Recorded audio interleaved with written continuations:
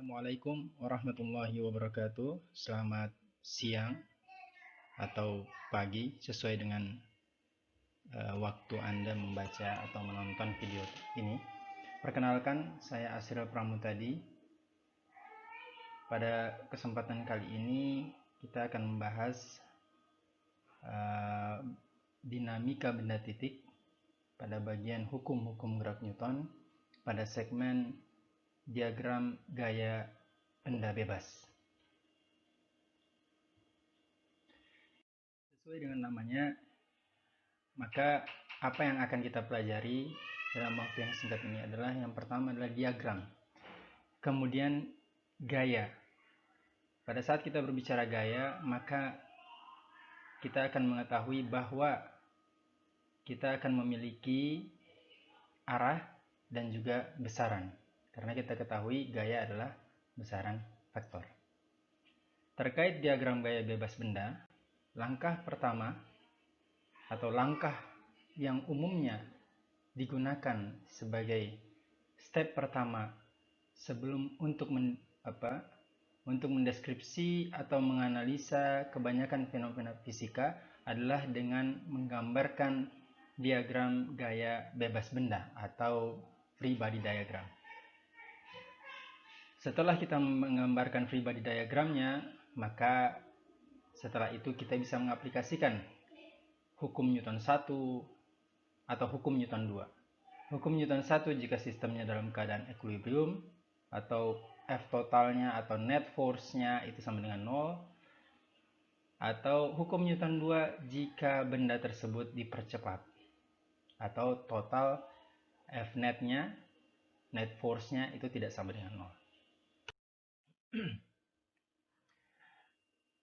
Perlu diingat bahwa dalam menggambarkan free body diagram, hanya gaya luar saja yang digambarkan pada benda tersebut, tidak termasuk gaya dalam atau internal force. Gaya luar atau external force adalah gaya yang bekerja pada suatu sistem, bisa terdiri dari satu benda atau lebih. Jadi, sistem tersebut bisa hanya terdiri dari satu benda atau sistem tersebut terdiri dari beberapa benda yang menjadi satu satuan dari benda yang berada di luar sistem. Jadi yang dimaksud dengan gaya luar adalah gaya yang bekerja pada suatu sistem dari benda yang bekerja atau benda yang berada di luar sistem. Sedangkan gaya dalam atau internal force adalah gaya yang diberikan benda pada benda itu sendiri. Atau dengan kata lain, tidak akan memberikan percepatan. Misal, seseorang menarik telinganya sendiri. Ini kita sebut dengan gaya dalam. Dengan asumsi bahwa tangan dan telinga itu adalah satu sistem bagian tubuh. Berikut adalah cara menggambarkan free body diagram. Setidaknya ada 4 step. Yang pertama, gambarkan benda atau sistem secara sederhana. Umumnya digunakan benda titik. Misalkan, pada kasus kita di sebelah ini, gambar mobil, maka kita tidak perlu lagi menggambarkan bentuk mobil pada saat membuat free body diagram, tapi cukup menggantinya dengan titik saja atau bulatan. Step kedua atau langkah kedua, gambarkan semua external force. Jadi gaya-gaya luar yang bekerja itu kita gambarkan sesuai dengan arahnya yang bekerja pada benda tersebut. Semua gaya harus bersentuhan secara langsung. Nah, jadi mudahnya gaya-gaya eksternal yang kita gambarkan adalah gaya-gaya yang betul-betul bersentuhan langsung dengan benda tersebut, kecuali gravitasi.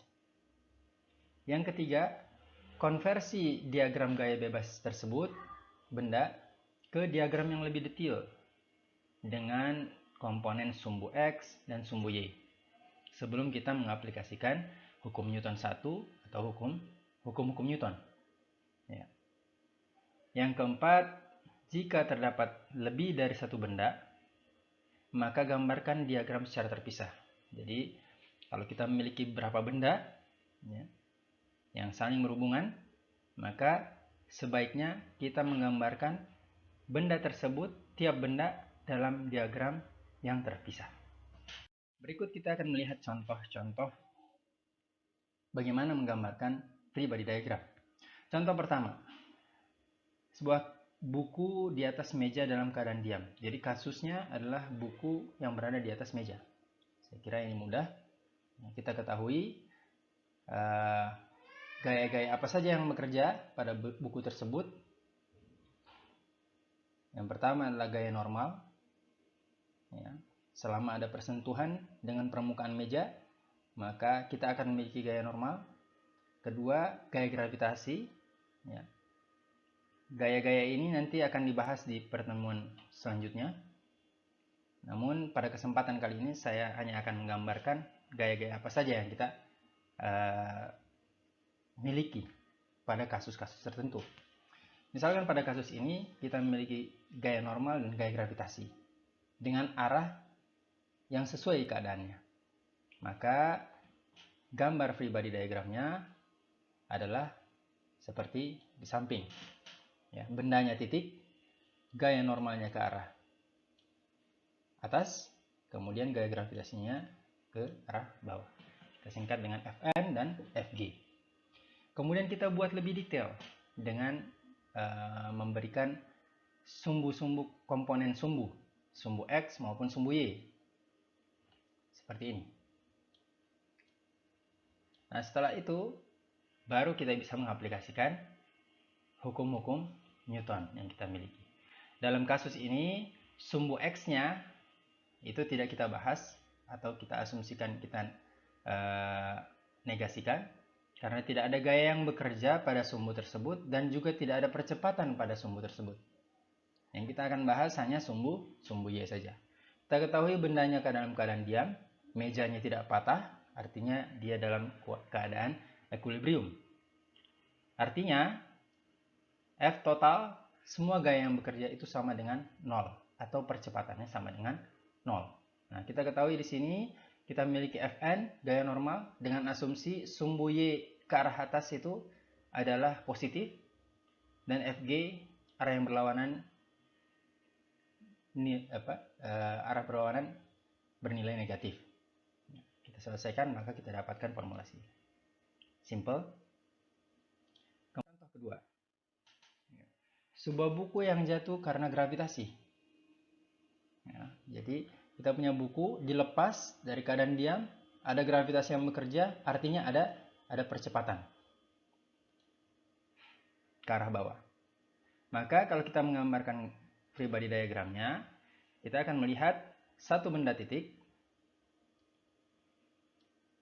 kemudian ada gaya yang bekerja, yaitu hanya gaya gravitasi saja. Kalau kita gambarkan secara detail, maka kita akan dapatkan gambar seperti ini. Sumbu Y saja yang ada gaya, sumbu X-nya tidak ada. Maka yang kita bahas hanya sumbu Y. Nah, pada kasus ini kita menerapkan hukum Newton 2 karena ada pergerakan, ada percepatan. Ya. Maka F total sumbu Y itu sama dengan M kali percepatan arah sumbu Y.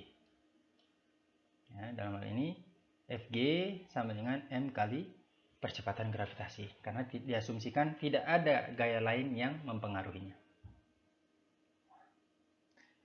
Pertanyaannya, apakah penggambaran sumbu X, sumbu Y, dan sumbu X ini harus vertikal dan horizontal? Apakah bisa dimiringkan dengan sudut tertentu? Jawabannya bisa, tergantung kondisi. Ya. Tentu kita akan memilih kondisi yang akan memudahkan kita. Kita lihat contohnya. Contoh ketiga, sebuah buku di atas lantai miring yang licin. Licin artinya benda tersebut atau buku tersebut akan bergerak dengan percepatan A, ya, turun ke bawah. Gaya-gaya yang bekerja ada percepatan gravitasi, ya, arah bawah. Kemudian ada gaya normal karena terjadi sentuhan. Maka penggambaran free body diagramnya adalah kita punya benda titik, yaitu buku, kemudian gaya normal arah atas, dan gaya gravitasi. Kalau kita ingin melengkapi lebih detail, maka saya akan gambarkan sumbu Y dan sumbu X. Pada kasus ini, yang memudahkan kita adalah, kondisi yang akan memudahkan kita adalah menggambarkan sumbu Y dan sumbu X-nya dengan kemiringan seperti ini. Ya, dengan sudut tertentu. Ya, sudut tertentu. Nanti pembahasan bagaimana merefleksikan ini, saya kira akan dibahas di contoh-contoh berikutnya. Namun, pada kesempatan kali ini kita akan melihat secara sederhana saja. Artinya, kalau saya membahas sumbu X, ada percepatan sumbu X, ada gaya yang bekerja padanya. Kalau saya bahas sumbu Y, tidak ada percepatan, namun ada gaya yang bekerja. Artinya, kedua sumbu tersebut harus saya analisa. Baik, kita mulai dengan sumbu X. Sumbu X, F total yang bekerja pada sumbu X itu sama dengan M kali A. Kenapa ada A? Karena ada percepatan. Ya, ada percepatan di sana. Ada percepatan arah sumbu X. F total, kita lihat lagi, yang berada pada sumbu X itu hanya F gravitasi dalam arah sumbu X. Karena kita ketahui gaya gravitasi ini, Fg, ini nantinya bisa kita proyeksikan ke sumbu X, gitu ya.